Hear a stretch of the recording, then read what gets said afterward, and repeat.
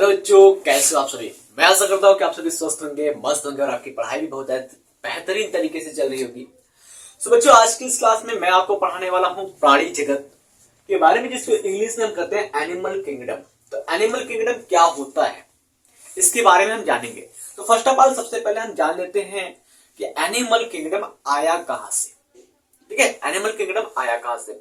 तो अब अगर हम बात करते हैं पांच जगत वर्गीकरण पद्धति पढ़े होंगे, यानी कि क्लासिफिकेशन ऑफ फाइव किंगडम के बारे में अगर आपने सुना होगा तो आपको ये पता होना चाहिए कि जो एक आर.एच. विटेकर नाम के वैज्ञानिक थे, ठीक है, आर.एच. Whittaker, RH. विटेकर नाम के एक वैज्ञानिक थे, जिन्होंने समस्त जीवों को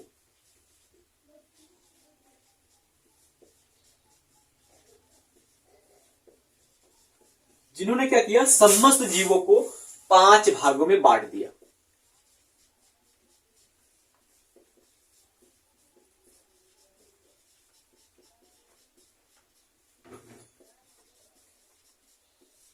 इतनी बात समझ में आई। आर.एच. विटेकर ने क्या किया था, समस्त जीवों को पांच भागों में बांट दिया। थोड़ी सी मैं बेसिक पॉइंट इसलिए बता रहा हूं ताकि आपका कॉन्सेप्ट जो है वो एकदम से क्लियर हो जाए। ठीक है, चलिए। तो उन्होंने पांच भागों में कैसे बांटा समस्त जीवों को, देखिए। पहला जो भाग उन्होंने बताया वो बताया उन्होंने जगत मोनेरा, जगत मोनेरा। दूसरा जो भाग उन्होंने बनाया वो था जगत प्रोटिस्टा। तीसरा जो भाग उन्होंने बनाया वो था जगत कवक। चौथा जो भाग उन्होंने बताया वो था जगत पादप। और जो पांचवा भाग है जिसको हम आज पढ़ने वाले हैं वो है जगत जंतु। तो आर.एच. विटेकर ने क्या किया था, समस्त जीवों को या जीवधारियों को पांच भागों में बांटा, जगत मोनेरा, जगत प्रतिष्ठा, जगत कवक, जगत पादप, जगत जंतु में। इतनी बात क्लियर हुई। अब अगर हम बात करते हैं तो आज की इस क्लास में जो हमको पढ़ना है वो पढ़ना है जगत जंतु के बारे में। जगत जंतु क्या होता है, इसमें क्या क्या हमको पढ़ना है, उन सभी के बारे में बात करेंगे हम आज की क्लास में। कोशिश करूंगा कि पूरी बातें इसी एक क्लास में मैं आपको समझा दूं, याद करवा दूं, वो मेरी जिम्मेदारी है। बस आप 5 से 10 मिनट हमारे साथ बने रहिए। उसके बाद क्लास में इतना ज्यादा मजा आएगा कि आप सोच भी नहीं सकते, आपको हर बातें आसानी से याद हो जाएंगी। चलिए आज की इस क्लास को शुरू करते हैं। तो सबसे पहले अगर हम बात करते हैं कि जो जंतु है वो क्या है, ठीक है, प्राणी जगत की अगर हम बात करते हैं सामान्य लक्षण की, प्राणी जगत के सामान्य लक्षण, प्राणी जगत के सामान्य लक्षण की बात करते हैं, यानी कि हम बात करते हैं general characteristics of animal kingdom, general characteristics of animal kingdom. तो फर्स्ट ऑफ ऑल अगर हम बात करते हैं, किसी भी प्राणी की बात करते हैं या जीव की बात करते हैं, अगर जीव में बात करते हैं तो उसका पहला लक्षण क्या होता है, प्राणी जगत में जितने भी जीव हैं, प्राणी जगत के अंदर जितने भी जीव को रखा गया है सबके सब क्या होते हैं, बहुकोशिकीय है। सबके सब क्या है, बहुकोशिकीय है। दैट मीन्स सबके सब क्या है, मल्टी सेलुलर है, सबके सब मल्टी सेलुलर है। दूसरी बात अगर हम बात करते हैं तो यहां पर जितने भी जीव हैं सबके सब यूकैरियोटिक हैं,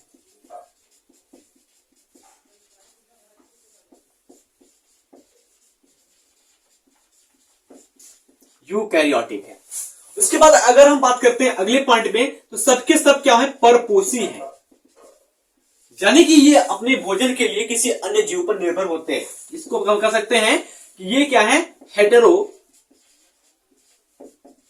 हैं,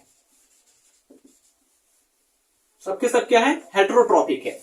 उसके बाद अगर हम बात करते हैं तो इनके अंदर जो कोशिका भित्ति होती है वो नहीं पाई जाती। सबसे मेन कैरेक्टर की बात करते हैं तो इनके अंदर कोशिका भित्ति नहीं पाई जाती है, कोशिका भित्ति अनुपस्थित होती है। ठीक है, सेल वॉल अब्सेंट। कोशिका भित्ति क्या है भाई? अनुपस्थित है, सेल वॉल पाया ही नहीं जाता। जितने भी प्राणी जगत के सदस्य हैं, चाहे वो मनुष्य हो, चाहे वो गाय हो, भैंस हो, बकरी हो, चाहे वो एक छोटा सा जीव हो, जैसे हम बात करते हैं जोक हो जाए, उन सभी में हम बात करते हैं तो इनमें कोशिका भित्ति नहीं पाई जाती। अगली बात अगर हम बात करते हैं तो इनमें श्वसन किस प्रकार का होता है? रेस्पिरेशन की बात करते हैं। क्लास थोड़ा सा बड़ा जरूर होगा लेकिन मजा आने वाला है। तो इसमें जो श्वसन होता है, श्वसन वायवीय होता है। यानी कि अगर हम बात करें तो इसमें जो श्वसन होता है वो एरोबिक होता है, यानी कि एयर के प्रेजेंस में होता है। एरोबिक रेस्पिरेशन, बात समझ में आई? अगले पॉइंट की अगर हम बात करते हैं तो भैया इसमें जो जनन होता है वो दो प्रकार से हो सकता है। जितने भी प्राणी होते हैं उसमें जनन दो प्रकार से हो सकता है। या तो वो सेक्सुअल रिप्रोडक्शन होगा, या तो एसेक्सुअल, या तो वो लैंगिक होगा या तो अलैंगिक होगा। इसमें बात करते हैं तो इसमें गमन पाया जाता है, गमन उपस्थित होता है। यानी कि बात करते हैं लोकोमोशन प्रेजेंट होता है। उसके बाद अगर हम लास्ट पॉइंट में बात करते हैं तो आपके लास्ट पॉइंट में हम बात करते हैं तो यहां पर आपको मिल जाएगा जनन। यानी कि अगर हम बात करते हैं तो इन जीवों में जनन दो प्रकार से हो सकते हैं। पहला तो हो सकता है इसमें लैंगिक, और दूसरा क्या होता है? अलैंगिक। लैंगिक जनन और अलैंगिक जनन के बारे में आप अच्छे तरीके से जानते हैं। यानी कि अगर हम बात करते हैं जो यहां पर रिप्रोडक्शन का मोड होगा, जो रिप्रोडक्शन का मोड होगा वो दो टाइप का होगा। पहला क्या हो जाएगा? वो हो जाएगा सेक्सुअल, दूसरा क्या हो जाएगा? एसेक्सुअल मोड ऑफ रिप्रोडक्शन यहां पर पाया जाएगा। तो आई होप जो जनरल कैरेक्टर है, बेसिक फीचर है प्राणी जगत का, वो आप अच्छे से समझ में आ रहा होगा आपको। ठीक है, आगे अगर हम बात करते हैं कि जो प्राणी जगत है उसके अंदर कितने संघ हैं, कितने फाइलम है। सबसे पहले आप बेसिक चीजों को जान लेंगे तब तो अच्छे से आगे की चीजों को जानेंगे। तो देखिए, जो प्राणी जगत में संघ की बात करते हैं तो टोटल 11 संघ हैं। ठीक है, प्राणी जगत में, प्राणी जगत में कुल 11 संघ हैं। ठीक है, क्या है? टोटल 11 फाइलम है। 11 फाइलम आता है इसके अंतर्गत, 11 संघ आते हैं। इस बात को आप याद कर लीजिए। और 11 संघ कौन कौन से हैं उसको मैं आपको याद करवा दूंगा एकदम से, एकदम सीरियल वाइज से। पहला कौन है, दूसरा कौन है, तीसरा कौन है, इस तरीके से मैं आपको याद कराऊंगा। लेकिन सबसे पहले आप इस पॉइंट को नोट कर लीजिए या स्क्रीनशॉट ले लीजिए।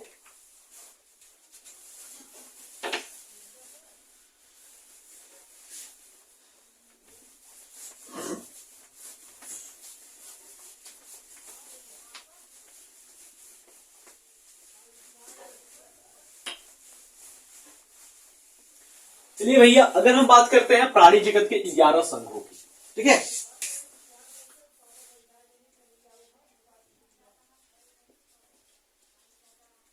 ग्यारह संघ कौन कौन से? ठीक है, प्राणी जगत के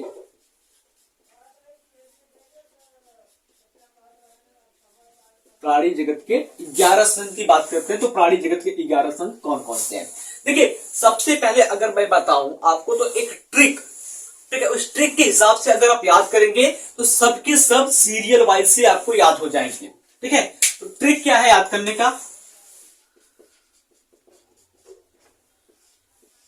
ट्रिक क्या है? परिशीला टीना एक प्लेट में एसके, केचुआ, केकड़ा, घोंघा, कांटेदार हेमिकार्डा खा रही है। क्या है?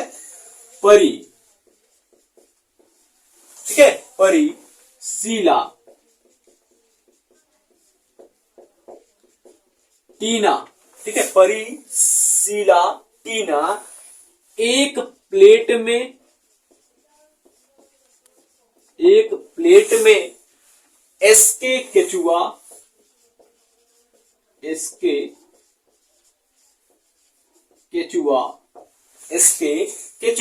केकड़ा घोंघा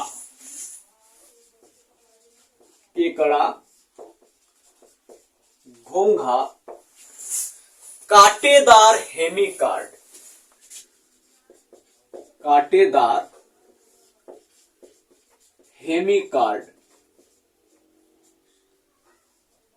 ठीक है, कांटेदार हेमिकार्डो खा रही है। ये एक सुपर ट्रिक है जो मैंने बनाया है आपको याद करवाने के लिए। इसी ट्रिक से मैं भी याद किया। देखिए, अगर हम बात करते हैं तो परी से आ जाएगा पोरीफेरा, सीला से आ जाएगा सिलेंट्रेटा, टीना से आ जाएगा टीनोफोरा, प्लेट से आ जाएगा, देखो यहां पर एक जो है वो साइलेंट है, एक का मतलब कुछ भी नहीं है।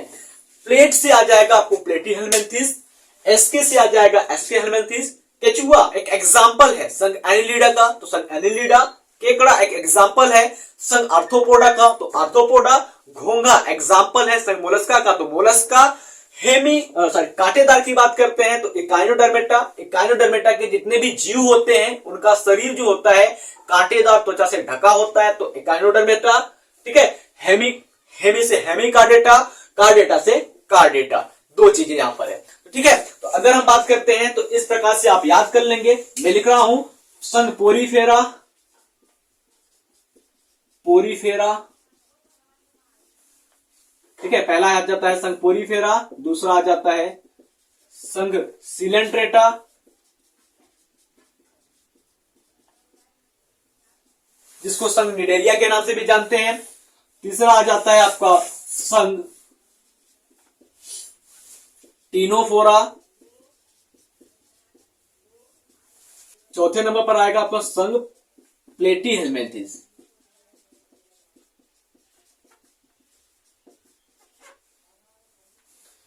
पांचवें नंबर पर आएगा संघ एसके हेलमिन्थेस,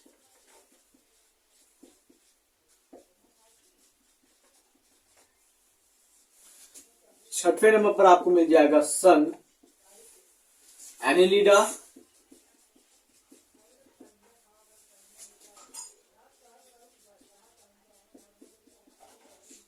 आर्थ्रोपोडा,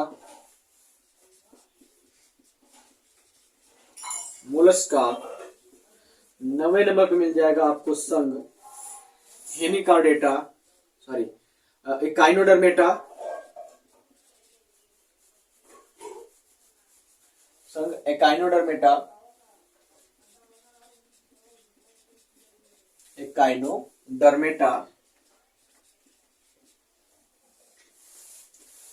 दसवें पर मिल जाएगा आपको संघ हेमिकार्डेटा, 11वें पे मिल जाएगा आपको संघ कार्डेटा, ठीक है, संघ कार्डेटा। इस प्रकार से आपको 11 संघ मिलेंगे। अब देखिए इसमें अगर हम एक बात करते हैं, स्पेशल कुछ चीजें बताएं आपको, तो संघ पोरीफेरा से लेकर के हेमिकार्डेटा तक, ठीक है, संघ पोरीफेरा से लेकर के संघ हेमिकार्डेटा तक जितने भी जंतु आएंगे सबके सब क्या हो जाएंगे, अकशेरुकी हो जाएंगे, ठीक है, जिसको हम कहते हैं इनवर्टिब्रेट या नॉन कार्डेट के नाम से जानते हैं इनको, नॉन कार्डेटा, ठीक है। उसके बाद अगर हम बात करते हैं जो कार्डेटा है भाई, ये तो है ही कार्डेटा, जिसका मतलब होता है कशेरुकी, ठीक है, क्या होता है कशेरुकी, जिसको हम कहते हैं कार्डेटा।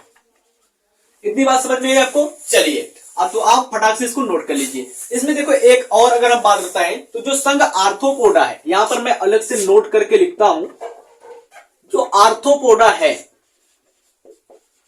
आर्थ्रोपोडा, संघ आर्थ्रोपोडा जो है भाई, वो संघ आर्थ्रोपोडा प्राणी जगत का सबसे बड़ा संघ है, ठीक है, प्राणी जगत का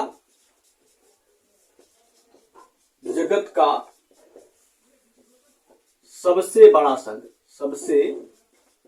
बड़ा संघ, यानी कि लार्जेस्ट फाइलम ऑफ आर्थ्रोपोडा।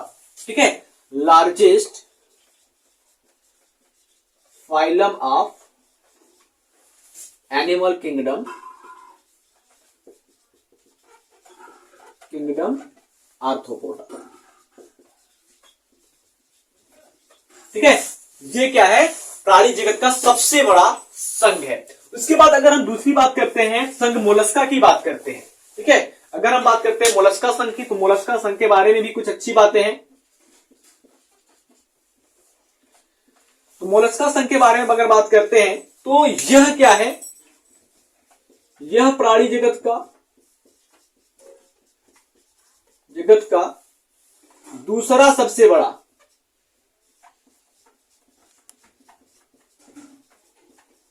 यह प्राणी जगत का दूसरा सबसे बड़ा संघ है। बात समझ में आया बेटा, प्राणी जगत का दूसरा सबसे बड़ा संघ है कौन, संघ मोलस्का।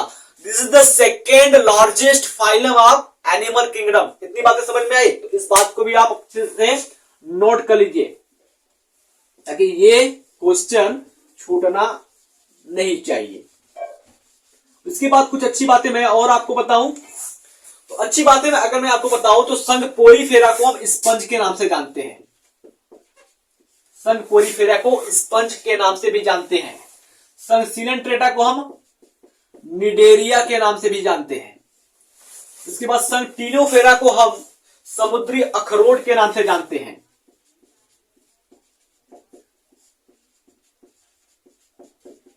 समुद्री अखरोट कहते हैं। प्लेटीहेल्मिन्थस को भैया हम चपटी कृमि के नाम से जानते हैं। चपटी कृमि या चपटी कृमि के नाम से जानते हैं। एस्के हेल्मिन्थस को हम गोल कृमि के नाम से जानते हैं। गोल कृमि के नाम से जानते हैं। बात समझ में आई? आगे देखो,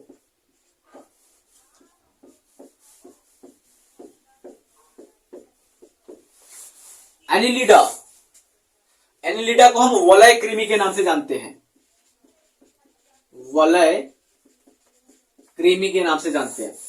आर्थ्रोपोडा, आर्थ्रोपोडा को भैया हम सबसे बड़ा संघ कहते हैं। क्या कहते हैं? सबसे बड़ा संघ, सबसे बड़ा संघ कहते हैं। ये बातें हमने बता दिया। उसके बाद मोलस्का को क्या कहते हैं भैया? दूसरा सबसे बड़ा संघ।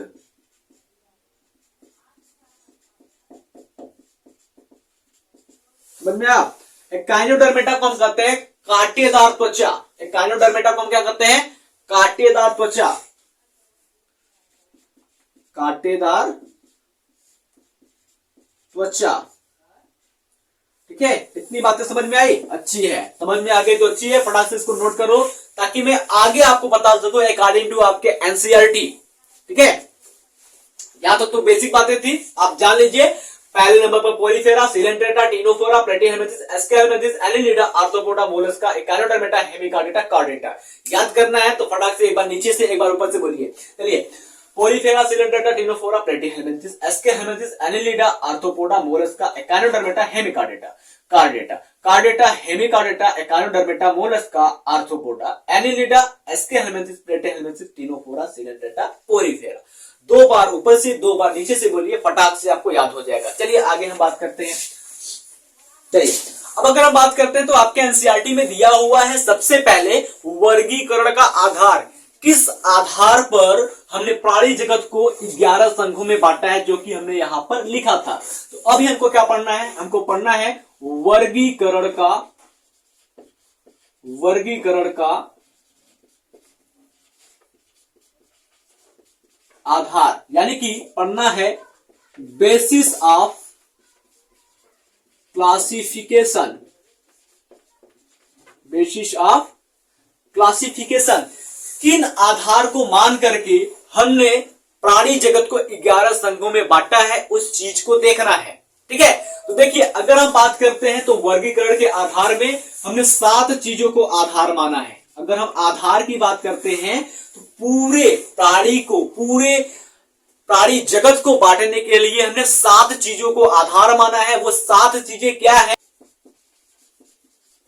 आधार की बात करते हैं, जो पहला आधार है, सबसे सबसे पहले आधार की बात करते हैं तो वो है संगठन का स्तर। संगठन का स्तर यानी कि बात करते हैं level of organisation. Level of organisation. दूसरे आधार की अगर हम बात करते हैं तो दूसरा जो आधार है वो है समिति या देह समिति। समिति या देह समिति की बात करते हैं, जिसको हम कहते हैं सिमेट्री और बॉडी सिमेट्री और बॉडी सिमेट्री। ठीक है। उसके बाद अगर हम अगले आधार की बात करते हैं तो अगला आधार हमारा क्या है, तो अगला है जन्म स्तर की संख्या, जिसको हम कहते हैं जनन स्तर की संख्या। ठीक है। जन्म स्तर की संख्या, जिसको हम कहते हैं number of germ layer. Number of germ layer. उसके बाद अगर हम अगले पॉइंट की बात करते हैं तो अगले पॉइंट में आपको क्या मिल जाएगा, अगला है देह प्रारूप। देह प्रारूप। ठीक है। देह प्रारूप जिसको हम कहते हैं बॉडी प्लान। Body plan. उसके बाद अगर हम बात करते हैं तो अगले नंबर पर आपको मिल जाएगा देह गुहा, या जिसको हम कहते हैं गुहा या गुहा कहते हैं। ठीक है। जिसको हम कहते हैं बॉडी शिलोम। ठीक है। उसके बाद अगर हम बात करते हैं तो अगले पॉइंट में आपको मिल जाता है वर्गीकरण के आधार में खंडी भवन। खंडी भवन जिसको हम कहते हैं सेगमेंटेशन। सेगमेंटेशन। उसके बाद जो आपको अगला मिल जाएगा वो अगला है आपका पृष्ठ रज्जु। पृष्ठ रज्जु जिसको हम कहते हैं नोटो कार्ड। ठीक है। Noto card.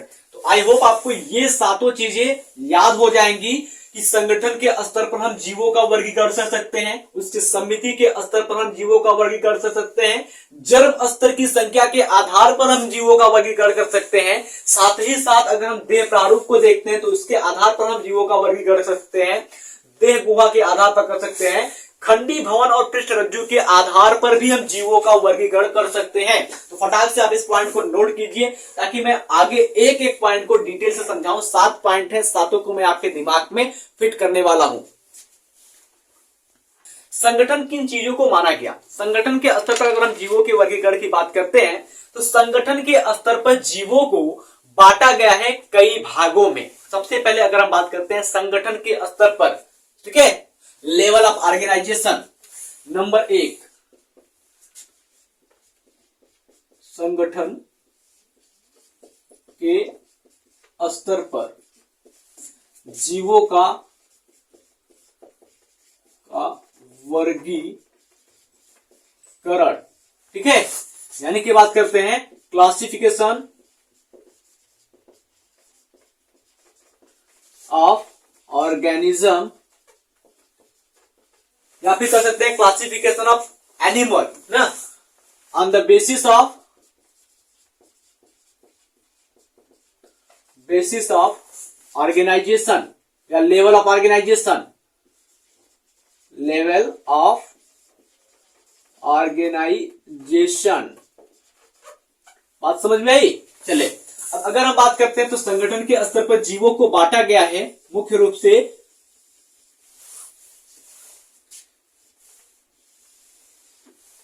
पहला है अकोशिकीय।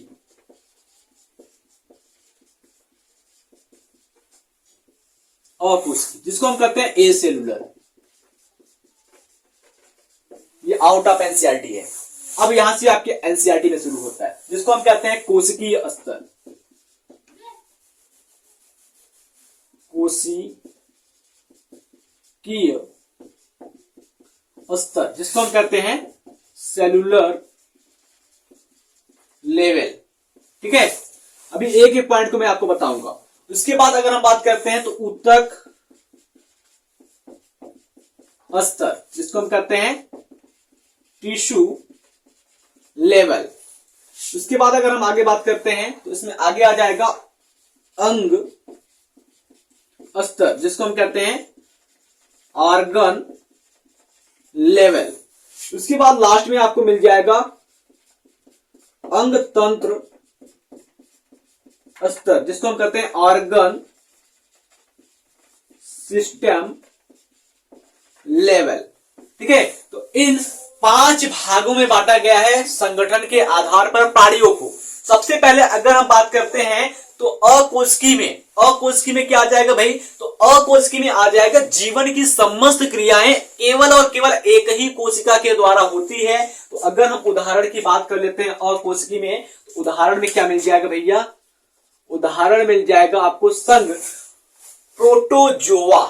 ठीक है, अगर हम बात करते हैं प्रोटोजोआ कोई फाइलम नहीं है, प्रोटोजोआ की बात करते हैं तो प्रोटोजोआ की बात करते हैं तो प्रोटोजोआ में आ जाता है आपका अमीबा, पैरामीशियम, यूग्लिना एक्सेट्रा, ये सभी आ जाते हैं। तो इसमें जो संगठन का स्तर पाया जाता है वो अकोशिकीय स्तर का पाया जाता है, यानी कि जब शरीर की सारी क्रियाएं केवल और केवल एक ही कोशिका के द्वारा हो, चाहे वो जनन हो, चाहे वो गमन हो, चाहे वो पोषण हो, चाहे वो उत्सर्जन हो, समस्त क्रियाएं एक कोशिका के द्वारा हो, उसको हम कहेंगे अकोशिकीय स्तर का संगठन। उदाहरण है आपका अमीबा, पैरामीशियम, यूग्लिना, या फिर कह सकते हैं जितने भी प्रोटोजोवंस हैं वो सब।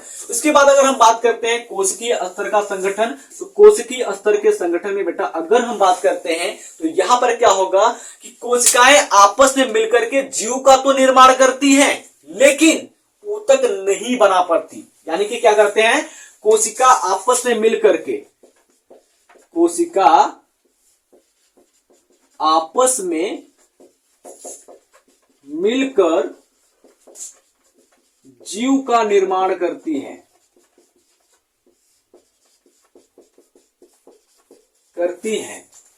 लेकिन ऊतक नहीं बना पाती, ऊतक नहीं बना पाती। ठीक है, ऊतक नहीं बना पाती हैं। सभी कोशिका अलग अलग कार्य करती है स्वतंत्र रूप से। ठीक है, तो अगर हम बात करते हैं तो सभी कोशिकाएं क्या होती है, स्वतंत्र रूप से अलग अलग कार्य करते हैं। यानी कि अगर हम बात करते हैं कोशिकीय स्तर के संगठन पर लेबर होता है, डिवीजन होता है। ठीक है, डिवीजन ऑफ लेबर होता है, कार्यों का विभाजन होता है। यानी कि अगर हम कह सकते हैं तो यहां कार्यों का विभाजन होता है, कार्यों का विभाजन होता है। सभी कोशिकाएं अलग अलग कार्य करती है। उदाहरण की बात करते हैं तो किसके अंदर कोशिकीय स्तर का संगठन पाया जाता है, देखो तो संघ पोरीफेरा। ठीक है, संघ पोरीफेरा, संघ पोरीफेरा जिसको हम कहते हैं स्पंज। तो स्पंज संघ पोरीफेरा के जितने भी प्राणी हैं, जितने भी जीव हैं, सब में जो संगठन स्तर होता है वो कोशिकीय स्तर का संगठन होता है। उसके बाद अगर हम बात करते हैं ऊतक स्तर के संगठन में, ऊतक स्तर के संगठन में बात करते हैं तो यहां पर एक समान उत्पत्ति और एक समान कार्य वाली कोशिकाएं मिलकर के ऊतक का निर्माण कर लेती है। ठीक है, एक समान उत्पत्ति और एक समान कार्य करने वाली कोशिकाएं आपस में मिलकर के ऊतक का निर्माण कर लेती हैं, जिसे हम कहते हैं ऊतक स्तर का संगठन। ठीक है, अगर हम उदाहरण की बात करते हैं तो कौन कौन से फाइलम के जंतु, कौन कौन से संघ के जंतु इसके अंतर्गत आते हैं, तो इसके अंतर्गत आ जाएंगे भैया संघ सिलेंट्रेटा, संघ सिलेंट्रेटा तथा संघ टीनोफोरा। संघ सिलेंट्रेटा तथा संघ टीनोफोरा के जितने भी जंतु होते हैं सब में संगठन पाया जाता है ऊतक स्तर का। इतनी बात समझ में आई, अच्छे से समझ में आई। चलिए आगे हम बात करते हैं अंग स्तर का संगठन।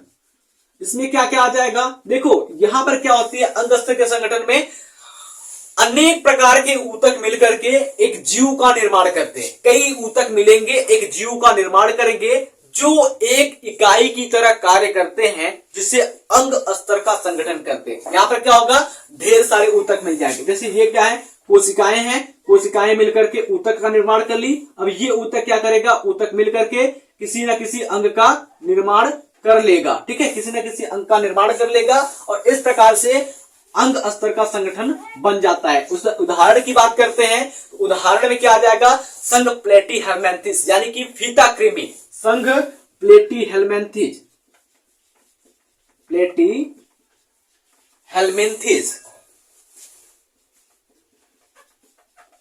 जिसको हम कहते हैं फीता कृमि।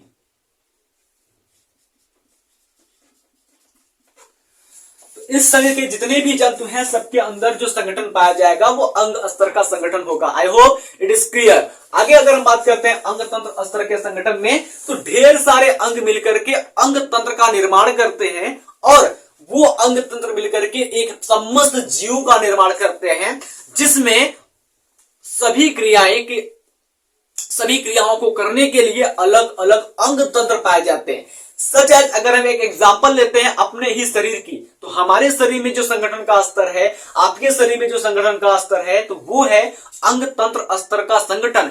यानी कि अगर हम बात करते हैं तो हमारे शरीर में श्वसन क्रिया करने के लिए श्वसन तंत्र पाया जाता है, जिसके अंतर्गत ढेर सारे अंग आते हैं। जैसे अगर हम बात करते हैं तो सहायक श्वसन अंग में क्या आ जाएगा, नाक आ जाएगा और मुख आ जाएगा। उसके बाद आगे जाएंगे तो ये ट्रैकिया आएगा, फिर फेफड़ा आता है। तो श्वसन किसके द्वारा होता है, फेफड़े के द्वारा होता है। उसमें ढेर सारे अंग इंक्लूड है कि नहीं। इसके बाद अगर उसी प्रकार से हम बात करते हैं उत्सर्जन के लिए, तो हमारे शरीर में उत्सर्जन के लिए उत्सर्जन तंत्र पाए जाते हैं। जनन की बात करते हैं तो जनन के लिए जनन तंत्र पाए जाते हैं। ठीक है, पोषण की बात करते हैं तो आहार नाल पाया जाता है, डाइजेस्टिव सिस्टम पाया जाता है हमारे शरीर में। तो क्या हो रहा है, यहां पर अलग अलग जो कार्य हो रहे हैं वो अलग अलग अंग तंत्रों के द्वारा हो रहे हैं। तो हम कहेंगे कि इसमें जो संगठन होगा वो अंग तंत्र स्तर का संगठन होगा। दैट मीन्स अब अगर हम बात करते हैं कि किस किस संघ के अंदर जो अंग तंत्र स्तर का संगठन होता है वो होता है, तो अगर हम उदाहरण की बात करते हैं बच्चों, तो उदाहरण में आपको मिल जाएगा संघ एनिलिडा से लेकर के संघ कार्डियता तक के जितने भी जंतु आते हैं, संघ एनिलिडा से कार्डियता तक के जितने भी जंतु आते हैं, सब में संगठन अंग स्तर का पाया जाएगा। यानी कि एनिलिडा, आर्थ्रोपोडा, मोलस्का, इकाइनोडर्मेटा, हेमिकार्डियटा, कार्डियटा। ठीक है, एनिलिडा, आर्थ्रोपोडा, मोलस्का, इकाइनोडर्मेटा, हेमिकार्डियटा, कार्डियटा। तो यहां पर हम लिख सकते हैं संघ एनिलिडा से संघ कार्डियटा तक जितने भी जंतु पाए जाएंगे, सब में क्या होगा, अंग तंत्र स्तर का संगठन पाया जाएगा। तो आई होप ये क्लियर हो गया होगा। फटाक से आप इस पॉइंट को नोट कीजिए ताकि मैं अगले स्तर की संगठन को बता सकूं, सॉरी अगले वर्गीकरण के स्तर को बता सकूं, अगले वर्गीकरण के आधार को बता सकूं। फटाक से आप इसको नोट कीजिए। दूसरे नंबर पर जो आधार है वो है सम्मिति, या जिसको हम सम्मति कहते हैं, जिसको हम कहते हैं देह सम्मिति या देह सम्मिति। ठीक है, सम्मिति जिसको हम कहते हैं सेमेट्री और बॉडी सेमेट्री। सेमेट्री और बॉडी सेमेट्री। अब देखो, अगर हम बात करते हैं सम्मिति के आधार पर जीवों को, तो बांटा गया है 3 भागों में। सम्मिति के आधार पर जीवों को कितने भागों में बांटा गया है, 3 भागों में बांटा गया है। ठीक है,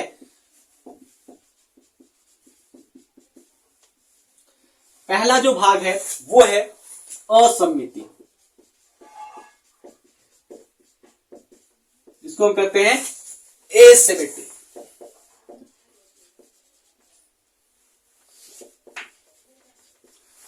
अब दूसरा जो भाग है भाई, दूसरा क्या है, वो है अरीय सम्मिति।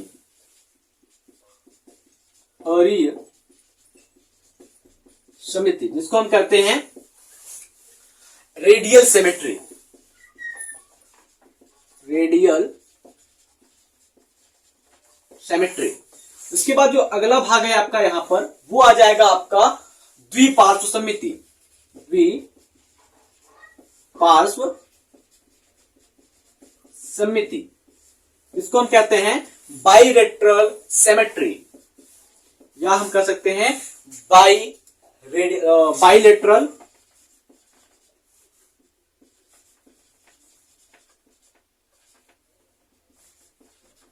बाइलेटरल सिमेट्री की बात करते हैं। ठीक है, सॉरी सिमेट्री में सिंगल एम लिखा हूं, डबल एम होगा। ठीक है,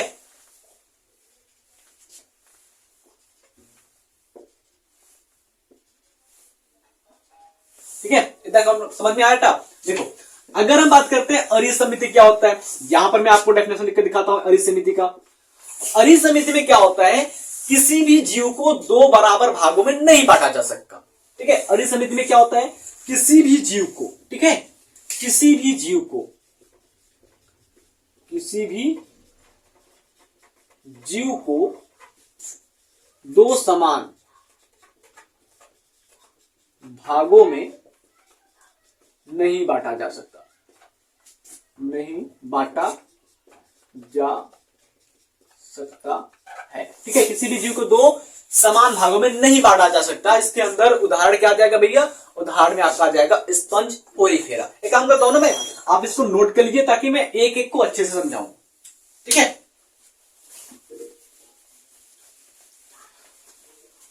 असमिति में क्या होता है, किसी भी जीव को दो बराबर भागों में नहीं बांटा जा सकता। एग्जाम्पल की अगर हम बात करते हैं तो एग्जाम्पल में आपको मिल जाएगा संघ पोरीफेरा के जितने भी जीव होते हैं सब।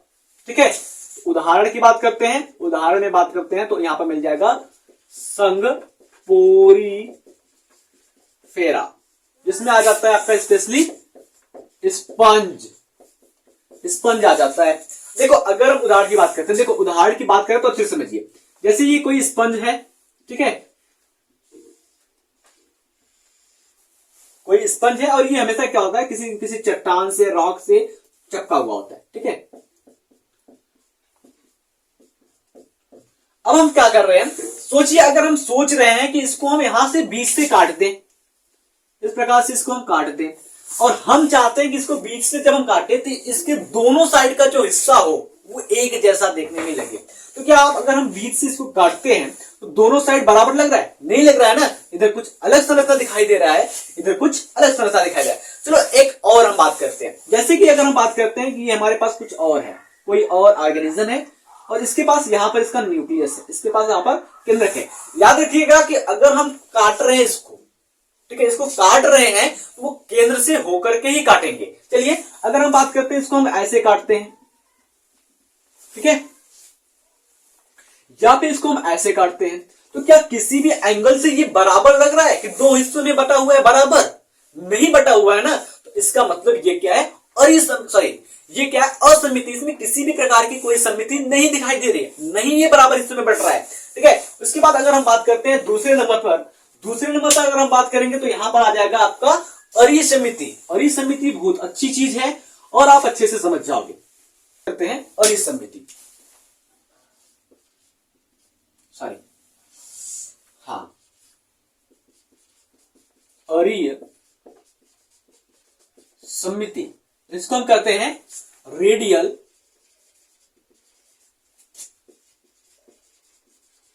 सिमेट्री।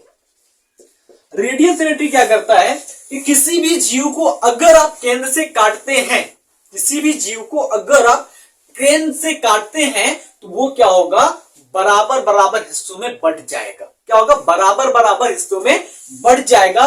उदाहरण की अगर हम बात करते हैं तो उदाहरण में आपको क्या मिल जाएगा, उदाहरण में संघ निडेरियस यानी कि सिलेंट्रेटा, टीनोफोरा, एकाइनोडर्मेटा, ठीक है, ये सभी मिल जाएंगे। ठीक है, तो संघ सिलेंट्रेटा, जिसको निडेरिया कहते हैं, टीनोफोरा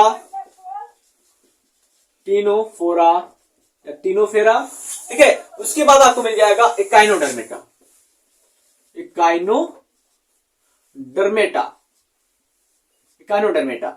इन तीनों संघ के अंदर अरिसमिति पाई जाती है। सपोर्टेड अगर हम बात करते हैं, ये कोई जीव है, ठीक है, और इसके बीच में यहां पर केंद्र पाया जा रहा है। पूरा सर्कल नहीं बन पाया है, पूरा सर्कल बनाने की कोशिश करता हूं।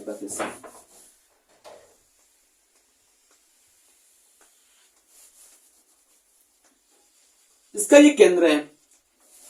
अब हम क्या करते हैं, इसको हम काट रहे हैं ना, इस प्रकार से अगर हम इसको काटते हैं तो ये दो बराबर भागों में बढ़ जाएगा। इस प्रकार से काट लें तो ये भी दो बराबर भागों में बढ़ जाएगा।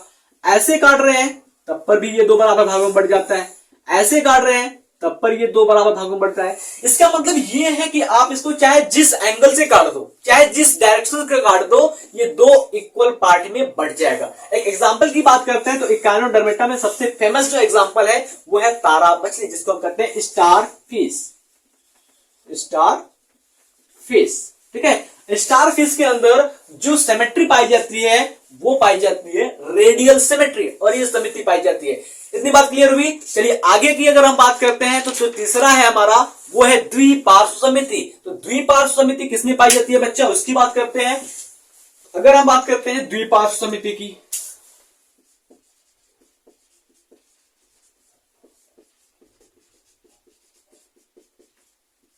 इसको हम कहते हैं बाइलेटरल सिमेट्री। यानी कि अगर हम बात करते हैं तो यहां पर जितने भी जीव होते हैं उनके पास दो दो यानी कि पेयर में ऑर्गन होते हैं, जोड़े में अंग पाए जाते हैं। एक सेकंड, जितने भी जीव होते हैं उनके पास क्या होते हैं, जोड़े में अंग पाए जाते हैं। इतनी बात समझ में आई। देखो अगर हम बात करते हैं तो उदाहरण में बात करते हैं, उदाहरण में क्या हो जाएगा भाई, उदाहरण में बात करते हैं तो उदाहरण में संघ आर्थ्रोपोडा, मोलस्का जिसमें एग्जांपल आ जाता है ऑक्टोपस, उसके बाद कशेरुकी की बात करते हैं हम लोग आ जाते हैं संघ कॉर्डेटा के अंदर, ठीक है। तो अगर हम बात करते हैं उदाहरण में, उदाहरण में आपको मिल जाएगा संघ आर्थ्रोपोडा, आर्थ्रोपोडा। दूसरा क्या आ जाएगा आपका मोलस्का, मोलस्का में विशेष रूप से आपकी बात करते हैं तो ऑक्टोपस आ जाता है।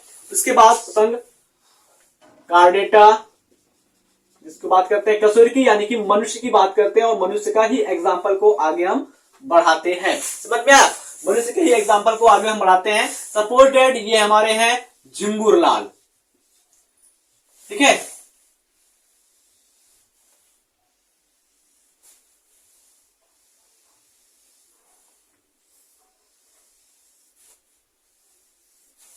इनके बॉडी के अंदर अधिकतर जो अंग है, इनके शरीर के अंदर क्या है, जो अधिकतर अंग हैं वो दो हिस्से में पाए जा रहे हैं। मान लीजिए ये इनका दायां साइड है और इनका ये बायां साइड है। यानी कि अगर हम बात करते हैं तो ये लेफ्ट है और इनका ये राइट है। अब अगर हम कहते हैं झिंगुर लाल के दो टुकड़े, ठीक है, झिंगुर लाल के हम कर दिए दो टुकड़े। अब दो टुकड़े देकर के आपको क्या लग रहा है, आधे अंग इधर आ गए, एक हाथ एक पैर, एक नाक इधर आ गया, एक आंख एक पैर इधर चला गया। तो ऐसे हो रहा है, बाहर से हमको दिख रहा है दो टुकड़े हुए हैं, तो दो टुकड़े बाहर से ही नहीं इनके पूरे अंदर से अगर करते हो तो सभी अंग क्या हो जाएंगे, जोड़े में पाए जाएंगे। सपोज दैट अगर हम बात करते हैं तो इस झिंगुर लाल के शरीर में क्या होगा, एक दिल होगा, उसके बाद जितने भी अंग हैं, दो फेफड़े होंगे, दो लीवर होगा, दो किडनी होगा, दो ठो टेस्टिस होगा, ठीक है।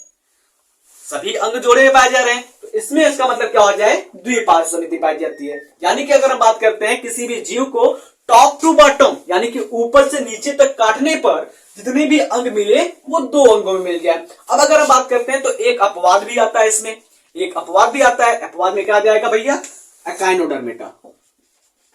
अपवाद की बात करते हैं तो एकाइनोडर्मेटा। तो एकाइनोडर्मेटा एक ऐसा संघ है जिसके अंदर द्विपार्श्व समिति भी पाई जाती है और अरीय समिति भी पाई जाती है, ठीक है। एकाइनोडर्मेटा, जिसको हम कहते हैं कांटेदार त्वचा। तो इसमें जो समिति पाई जाती है वो दोनों प्रकार की पाई जाती है। पहली जो होती है वो पाई जाती है द्विपार्श्व समिति। उसके बाद अगर हम बात करते हैं दूसरी जो होती है वो होती है अरीय समिति। देखो अब कब इसमें द्विपार्श्व समिति पाई जाती है और कब अरीय समिति पाई जाती है। अब अगर हम बात करते हैं एकाइनोडर्मेटा जब लार्वा अवस्था में पाया जाता है, ठीक है, लार्वा अवस्था में जब ये पाया जाता है तो इसमें जो समिति होती है वो द्विपार्श्व होती है। कैसी होती है, द्विपार्श्व होती है। जैसे ही ये एकाइनोडर्मेटा लार्वा अवस्था से निकल करके वयस्क अवस्था में आता है, इसके बाद इसमें तुरंत समिति बदल जाती है, ये अहित समिति के हो जाते हैं। इतनी बातें समझ में आई? क्लियर? चलो अच्छी बात है, फटाक से आप इसको नोट कीजिए ताकि मैं तीसरे आधार को बता सकूं।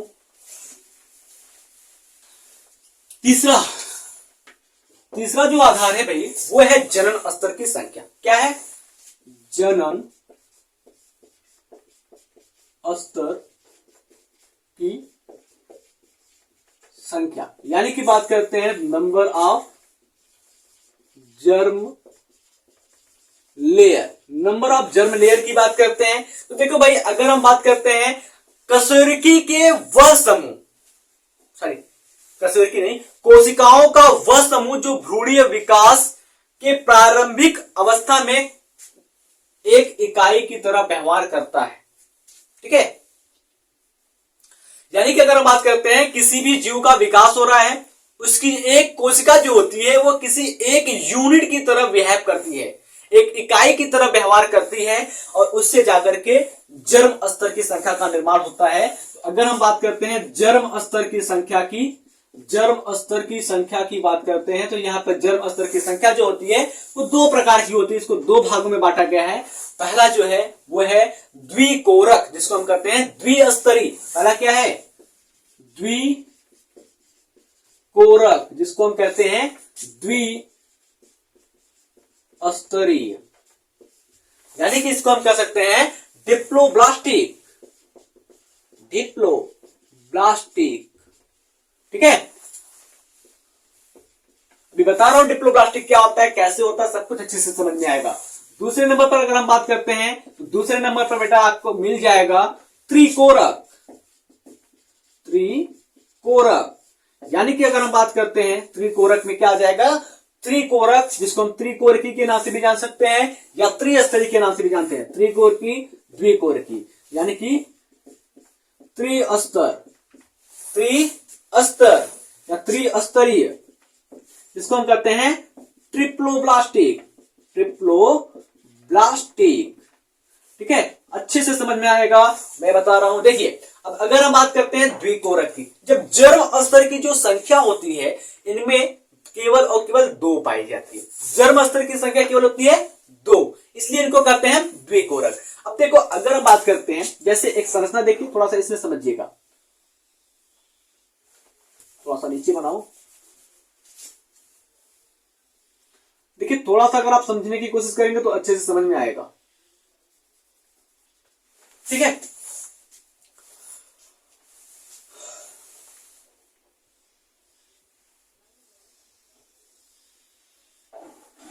अब यहां पर देखिए,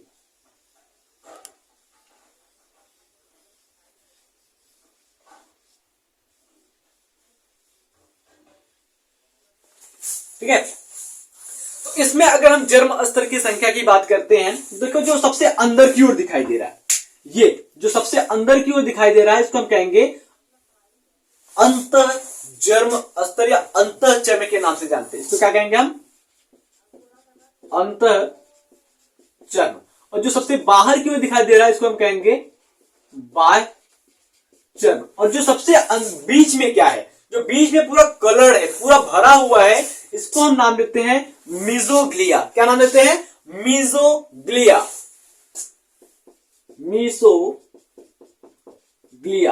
अब ये मीजोग्लिया होता क्या है भाई? मीजोग्लिया होता क्या है? तो मीजोग्लिया क्या होता है? एक तरल जेल जैसा संरचना होता है। जेली आप लगाते हैं ना, जेली खाने वाला भी आता है, बाल में लगाने वाला भी आता है। तो जेली आप खाते हैं ना, उस जेली के जैसा ये मीजोग्लिया पाया जाता है। मीजोग्लिया का कुछ काम है नहीं, मीजोग्लिया का कुछ काम नहीं है, लेकिन ये क्या करता है? बाह्य स्तर और मध्य स्तर के बीच में अंतर स्पष्ट करता है। क्या करता है? अंतर स्पष्ट करता है, बताता है कि द्विकोरक में जो बाह्य स्तर होता है वो मीजोग्लिया के अंदर पाया जाता है और जो बाह्य स्तर होता है वो मीजोग्लिया के बाहर पाया जाता है। तो अगर हम बात करते हैं द्विकोरक में क्या होता है, तो दो स्तर पाए जाते हैं। पहला जो होता है वो होता है अंतः स्तर, जिसको हम कहते हैं एंडोडर्म। और दूसरा जो होता है बेटा वो होता है बाह्य स्तर, जिसको हम कहते हैं एक्टोडर्म। बात समझ में आई? चलो अच्छी बात है, समझ में आ गई। अब अगर हम बात करते हैं त्रिकोरक की, तो त्रिकोरक में क्या होता है? देखो भाई एक और जुड़ जाएगा यहां पर, अंतः स्तर मध्य स्तर। अंतः स्तर को क्या कहते हैं हम? एंडोडर्म कहते हैं ना, एंडोडर्म। उसके बाद क्या आ जाएगा आपका? मध्य स्तर, जिसको हम कहते हैं मेसोडर्म। उसके बाद क्या आ जाएगा आपका? बाह्य स्तर, जिसको हम कहते हैं एक्टोडर्म। बस जल्दी से खत्म करने वाला हूं क्लास में, ठीक है। आगे देखो, सेम टू सेम ऐसे ही संरचना बनेगी इसमें भी, ठीक है।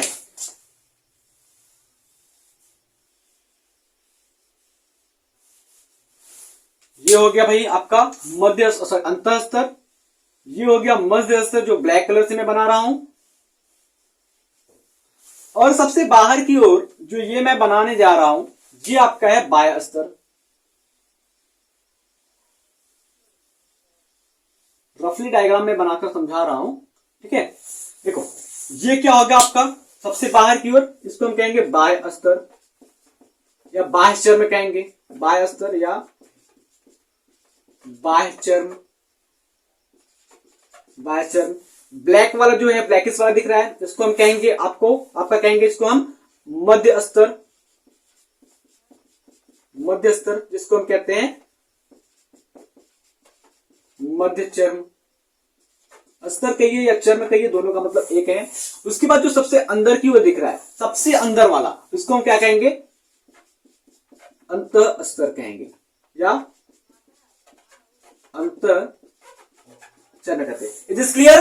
क्लियर। आगे हम बात करते हैं क्या कौन सा संघ इसके अंदर आ जाएगा, कौन सा संघ इसके अंदर आ जाता है। तो अगर हम करते हैं जो द्विस्तर वाले होते हैं, ठीक है, द्विस्तर वाले में बात करते हैं, तो द्विस्तर के अंदर जो उदाहरण आता है भाई, ये उदाहरण में आ जाएंगे शंख पोरीफेरा,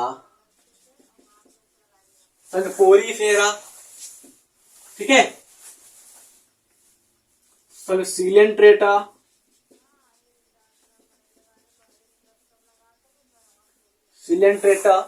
ठीक है, पोरीफेरा, सिलेंट्रेटा। उसके बाद जो आपका संघ आता है वो कौन सा संघ आता है तीसरे नंबर पर? तो तीसरे नंबर पर आता है संघ टीनोफोरा, ठीक है, टीनोफोरा।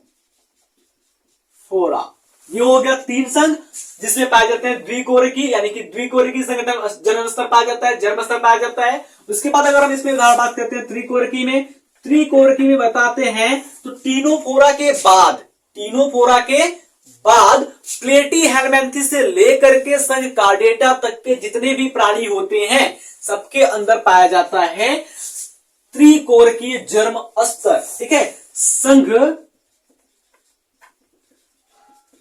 प्लेटी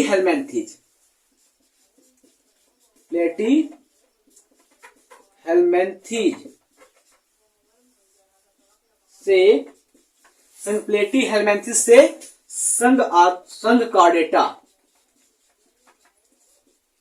तक, संघ प्लेटी हेलमिंथेस से संघ कार्डेटा तक जितने भी जंतु होंगे सब में जो जन्म स्तर की संख्या होगी वो त्रिकोरकी होगी। सपोज दैट अगर हम बात करते हैं एक एक्स्ट्रा पॉइंट की बात करते हैं, ठीक है, ऐसा तो है नहीं कि जितने भी जीव हैं सबके अंदर सभी बॉडी का जो पार्ट है वो तीनों अस्त्र से मिलकर के बना हुआ है। कुछ एक्सेप्शंस भी हैं, कुछ अपवाद भी है हमारे शरीर के अंदर, जिसमें अगर हम बात करते हैं तो सबसे पहले अगर हम बात करते हैं आपका एपिथेलियल टिश्यू, उपकला ऊतक की बात करते हैं, ये जो चमड़ा है इसकी बात करते हैं, तो उसमें कितने अस्त्र पाए जाते हैं? तो भैया इस चमड़े के अंदर तीनों अस्त्र पाए जाते हैं, बाह्य, मध्य और अंतर, ठीक है। चमड़े के अंदर तीनों पाए जाते हैं, बाह्य, मध्य और अंतर। लेकिन अगर आपकी बात करते हैं जो संयोजी ऊतक है, जिसको हम ब्लड के नाम से जानते हैं, कनेक्टिव टिश्यू, तो उसमें जो जन्म स्तर की संख्या होती है वो केवल और केवल एक होती है। वो भी कौन सी पाई जाती है? तो वो पाई जाती है मेसोडर्म, यानी कि मध्य स्तर पाया जाता है किसमें? ब्लड के अंदर, जो संयोजी ऊतक होता है उसमें।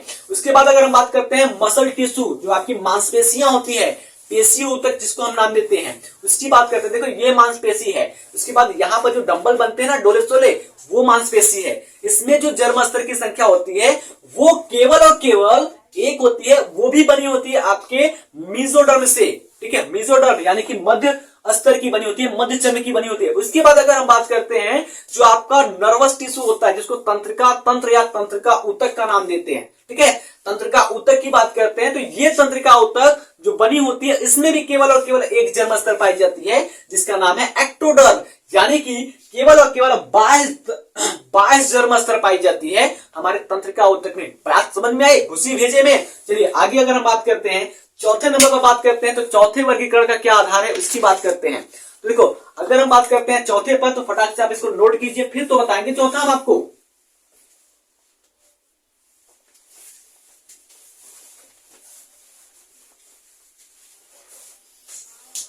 फटाक से खत्म होने वाला है। अगर हम चौथे में बात करते हैं तो चौथे पर आ जाएगा आपका देह प्रारूप। देह प्रारूप जिसको हम कहते हैं बॉडी प्लान, जिसको हम कहते हैं शरीर प्रणाली। शरीर प्रणाली,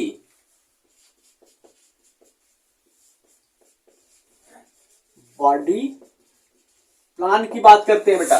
देखो बॉडी प्लान यानी कि देह प्रारूप के आधार पर जीवों को 3 भागों में बांटा गया है। देह प्रारूप के आधार पर जीवों को 3 भागों में बांटा गया है। तो नंबर 1 पर अगर हम बात करते हैं तो पहले नंबर पर जो आपको मिल जाएगा वो आपको मिलेगा कोशिका स्तर, ठीक है, क्या मिल जाएगा? कोशिका एकत्रीकरण। दूसरा जो होगा वो होगा अंध कोष। तीसरा जो होगा वो होगा नलिका के अंदर नलिका। तो पहला क्या हो जाएगा? वो हो जाएगा कोशिका एकत्रीकरण, कोशिका एकत्रीकरण। दूसरा जो होता है वो होता है अंधकोश। अंधकोश अभी सबका मतलब बताऊंगा मैं आपको। अंधकोश। इसके बाद क्या होता है? नलिका के अंदर नलिका। नलिका के अंदर नलिका, ठीक है, नलिका के अंदर नलिका बताने वाला हूं। देखो अगर हम बात करते हैं कोशिका एकत्रीकरण में, तो प्रत्येक कोशिका, जितनी भी कोशिकाएं होती हैं, सबके सब स्वतंत्र रूप से अपना कार्य करती हैं।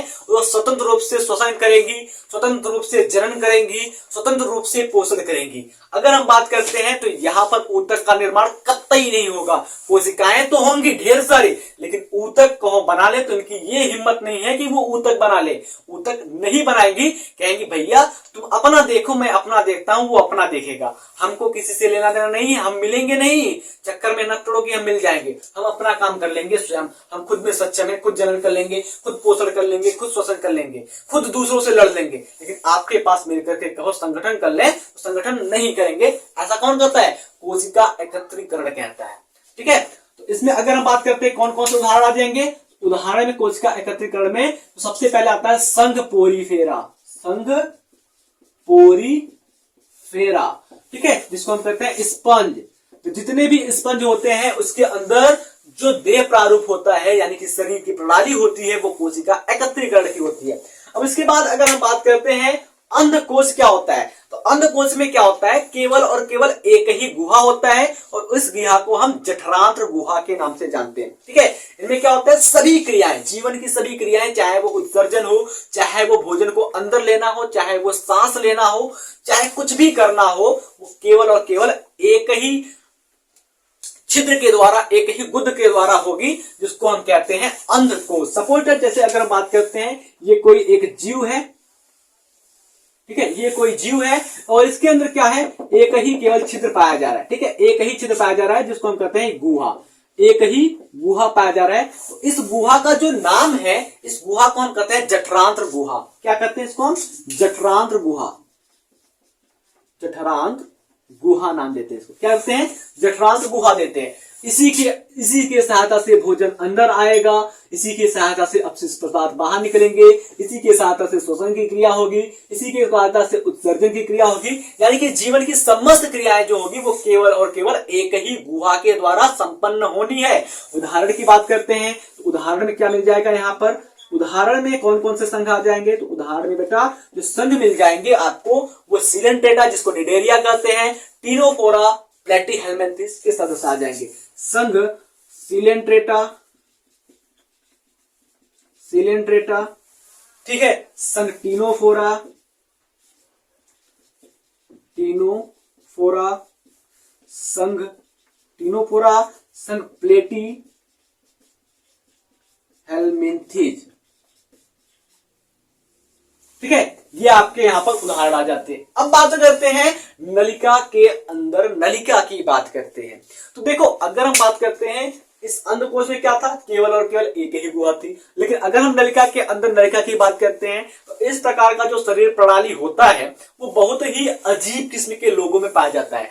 जिनकी शरीर की प्रणाली में नलिका के अंदर नलिका पाए जाते हैं वो क्या होते हैं, जटिल संरचना वाले जंतु होते हैं। जैसे कि हम, आप, बाकी के लोग होते हैं, तो हमारे शरीर की जो संरचना है वो जटिल है। तो अगर हम बात करते हैं तो इस प्रकार की प्रणाली जटिल संरचना वाले जंतुओं में पाई जाती है। आप इस बात को अच्छे से नोट कर सकते हैं कि नलिका के अंदर नलिका प्रकार की शरीर प्रणाली जटिल संरचना वाले जंतुओं के अंदर पाई जाती है। इसमें एक लंबी आहार नाल होती है जो दोनों सिरे पर खुली होती है। जैसे अगर हम बात करते हैं, ये कोई एक बॉडी है, ठीक है, समझिएगा ऐसे, ये कोई एक बॉडी है और इस बॉडी के अंदर ये आहार नाल पड़ा हुआ है। ठीक है, इस बॉडी के अंदर क्या है, ये आहार नाल पड़ा हुआ है और आहार नाल में ये भी एक खुला हुआ भाग है और ये भी एक खुला भाग है। तो ठीक है, इसको हम कह सकते हैं शरीर कह सकते हैं। एग्जाम्पल ले रहे हैं, मैं समझाने की कोशिश कर रहा हूं ना, इसको शरीर ले सकते हैं। ठीक है, और ये जो भाग है भाई, ये क्या है, ये है आहार नाल, आहार नाल है। अब यहां पर बात करते हैं तो ये जो भाग है भाई, ये है आपका मुख द्वार। क्या है, मुख द्वार, मुख द्वार है। और ये जो भाग है भाई आपका, ये क्या है, ये है गुदा द्वार। बाकी की बातें आप अच्छे से समझ में हो गए, समझ गए होंगे कि भैया मुख द्वार से क्या करते हैं, हम भोजन को अंदर लेते हैं और गुदा द्वार से जो भोजन नहीं बचता है उसको बाहर निकाल करके फेंक देते हैं। उदाहरण की बात करते हैं तो उदाहरण में क्या आ जाएगा भैया, तो संघ एस्के हेलमिंथीज से लेकर के संघ कार्डेटा तक के जितने भी जंतु होते हैं सबके आ जाएंगे। ठीक है, संघ एस्के हेलमिंथीज से संघ कार्डेटा कौन कौन आते हैं, Aschelminthes, Annelida, Arthropoda, Mollusca, Echinodermata, Hemichordata, Chordata. याद कर लो, बार बार मैं बता रहा हूं, Aschelminthes, Annelida, Arthropoda, Mollusca, Echinodermata, Hemichordata, Chordata, ये सभी आ जाएंगे। ठीक है, उदाहरण में लिख दूं यहां पर, कहां लिखूं, ये भी लिखता हूं ना। उदाहरण की बात करते हैं, संघ, उदाहरण की बात करते हैं तो संघ एस्के हेलमिंथीज से कार्डेटा, संघ एस्के हेलमिंथीज से संघ कार्डेटा, सबके जितने भी जंतु आते हैं सबके सब के अंदर क्या होती है, नलिका के अंदर नलिका के प्रकार की प्रणाली पाई जाती है। फटाक से आप इसको, तो आगे आ जाएगा आपका 5वें नंबर पर देह गुहा।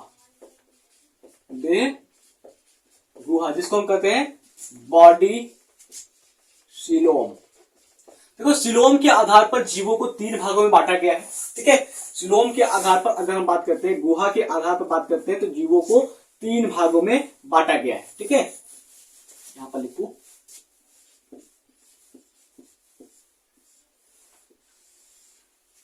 पहला जो होता है वो होते हैं अगुही, अगुही।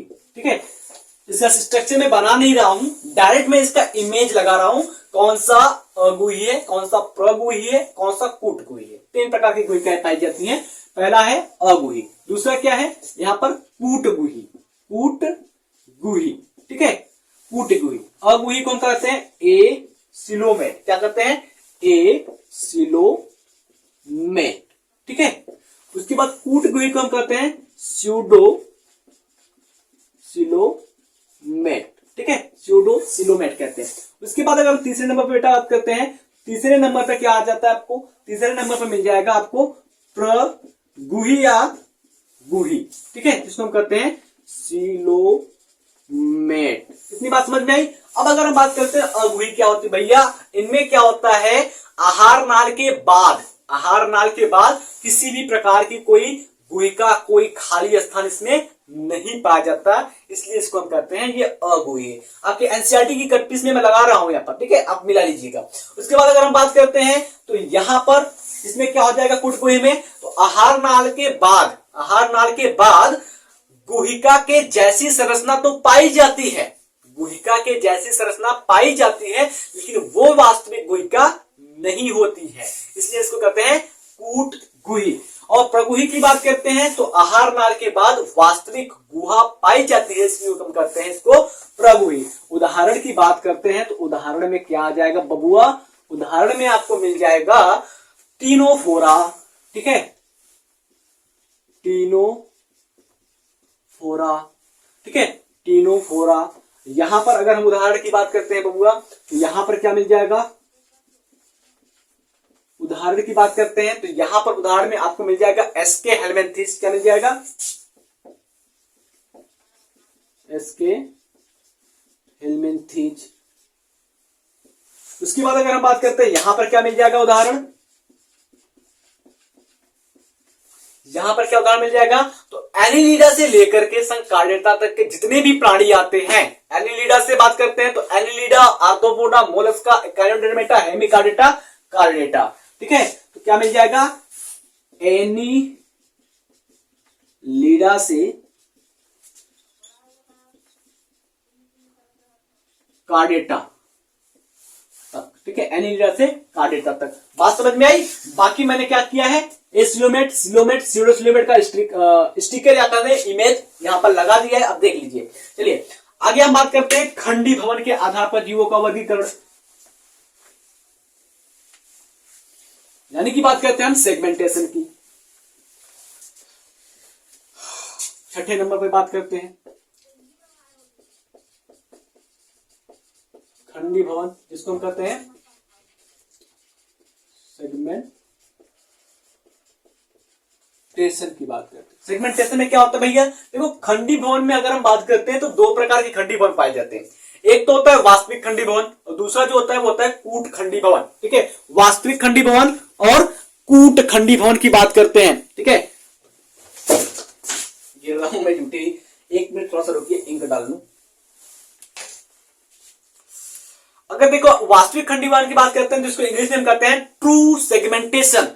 अब ट्रू सेगमेंटेशन में क्या होता है बेटा, जितने भी खंड होते हैं यहां पर वो खंड क्या होते हैं, सचमुच के होते हैं। और अगर हम बात करते हैं कूट खंडी भवन की तो यहां पर जो खंड होते हैं वो केवल बाहर से दिखाई देंगे कि वो खंड खंड है, लेकिन अंदर से देखने पर कुछ और, बाहर से कुछ और, अंदर से कुछ और होता है। जैसे आजकल के इंसानों में हो रहा है, भैया बाहर से देख रहे हैं वो बहुत सीधे हैं, बहुत अच्छे हैं, और जैसे ही उनके बारे में अगर हम पढ़ना शुरू कर देते हैं, उनकी एनाटॉमी को हम अगर देखना शुरू कर देते हैं तो वो क्या मिल जाते हैं भैया, सब खोखला है, सब एक जैसे ही दिखते हैं ना। देखो अगर हम बात करते हैं खंडी भवन की तो खंडी भवन दो प्रकार के होते हैं। पहला जो होता है वो होता है वास्तविक खंडी भवन, वास्तविक खंडी भवन। दूसरा जो होता है वो होता है कूट खंडी भवन। वास्तविक खंडी भवन, कूट खंडी भवन, जिसको हम कहते हैं true segmentation, segmentation.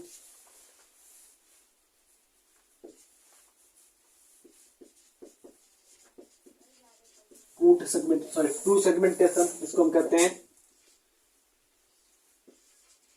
Pseudo segmentation, जिसको हम कह सकते हैं फॉल्स सेगमेंटेशन, ठीक है।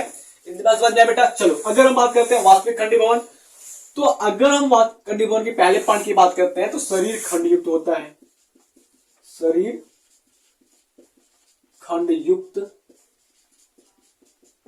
होता है। अगर हम बात करते हैं कैसे होगा खंड युक्त, तो जो शरीर होता है इनका पूरे बाहर से लेकर के अंदर तक खंड पाया जाता है, ठीक है। पूरे बाहर से लेकर के अंदर तक खंड पाया जाता है, अलग अलग ये पार्ट में डिवाइड होते हैं। और अगर हम बात करते हैं इसमें क्या हो जाएगा, इसमें एक नया खंड जो होता है वो आकर के अगले सिरे पर जुड़ जाता है। एक नया खंड, एक नया खंड अगले सिरे से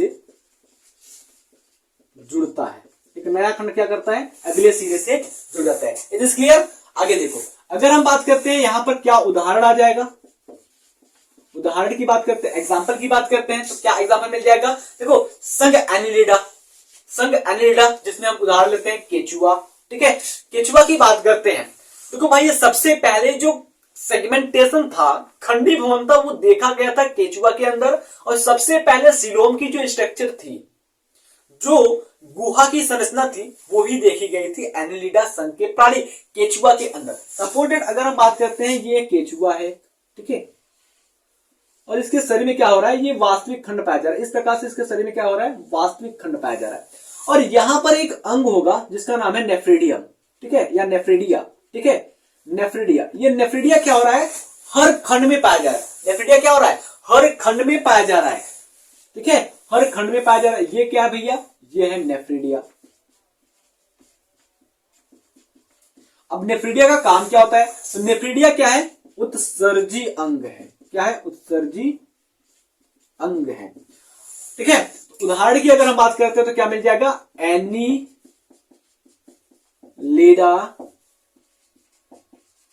आर्थ्रोपोडा, नामी भैया आर्थो यानी कि खंड, उसके बाद कार्डेटा। कार्डेटा में कौन आ जाएगा, हम और आप आ जाएंगे, ठीक है। हम और आप में कैसे करने, भाई देखो ये हाथ है, बाहर से कुछ नहीं दिखाई दे रहा, लेकिन अंदर से क्या है, पूरा का पूरा खंड है, ठीक है। ये गांठ है, जिस वजह से मुड़ रहा है, ये खंड की वजह से मुड़ रहा है, ठीक है। समझ में आया, तो इस प्रकार से हम कर सकते हैं, इसमें वास्तविक खंड है। और अगर हम दूसरे नंबर पर बात करते हैं कूटखंडी भवन में, तो कूटखंडी भवन में जितने भी चपटे कृमि होते हैं, यानी कि प्लेटीहेलमिन्थिस की बात करते हैं, स्पेशली प्लेटीहेलमिन्थिस आ गए, तो प्लेटीहेलमिन्थिस उदाहरण की बात करते हैं, उसमें क्या आ जाएंगे, उदाहरण में बात करते हैं तो उदाहरण में क्या आ जाएगा भैया, इसमें प्लेटीहेलमिन्थिस, यानी कि बात करते हैं चपटे कृमि। जितने भी चपटे कृमि होते हैं सबके अंदर कूटखंडी भवन पाया जाता है। इतनी बातें क्लियर हुई, अच्छी बात है, समझ में आ गई। चलिए अब हम बात करते हैं लास्ट वर्गीकरण के आधार की, किसके आधार पर हम जीवों को 11 संघों में बांटे हैं, ये आखिरी वाला है। आई होप इतनी बातें आपको अच्छे से समझ में आई होगी, ठीक है। तो आगे की बातें भी आपको अच्छे से समझ में ही आने वाली है, और ये आखिरी पॉइंट है, ये तो और अच्छे से समझ में आना चाहिए, ठीक है। मैंने आपसे कहा था कि आप 5 से 7 मिनट तक आप हमारे इस क्लास में रुकेंगे, तो अगर हम बात करते हैं 5 से 7 मिनट के अंदर आपने रुका है,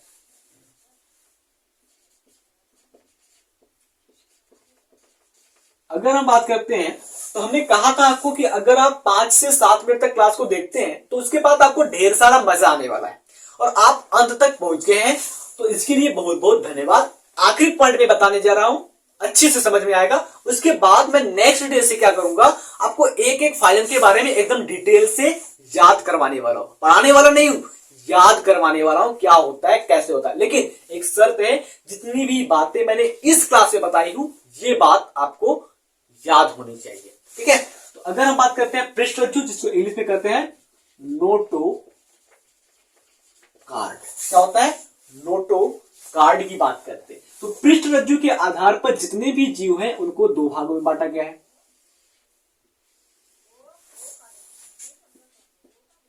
ठीक है।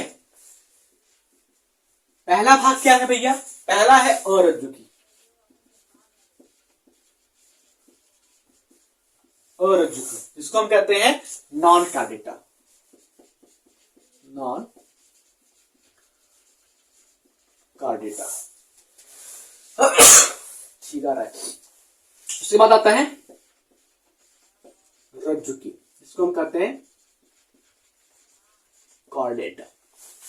बात समझ में आई। देखो अब अगर हम बात करते हैं रज्जुकी की क्या होगी, तो ऐसे जीव जिनके अंदर पृष्ठ रज्जु, यानी कि ये वाला जो बैकबोन है ना, रीढ़ की हड्डी, ये रीढ़ की हड्डी पाई जाए, ठीक है। तो ऐसे जीव जिसके अंदर पृष्ठ रज्जु पाई जाती है, तो उसको हम कहेंगे रज्जुकी। ऐसे जीव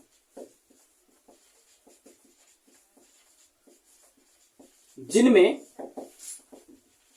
पृष्ठ रज्जु उपस्थित हो, उसे रज्जुकी कहते हैं। और इसका उदाहरण क्या है भाई, इसका उदाहरण मैंने आपको शुरुआत में ही बता दिया था जब मैं 11 संघों का नाम लिख रहा था। उदाहरण में क्या आ जाएगा, संघ कार्डेटा,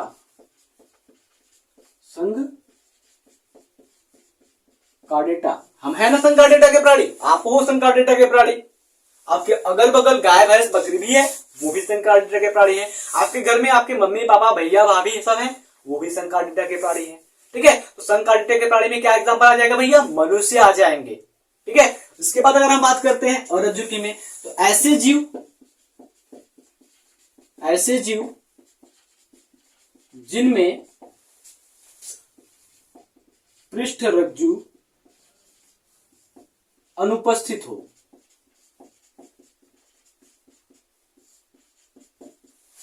उसे अरज्जुकी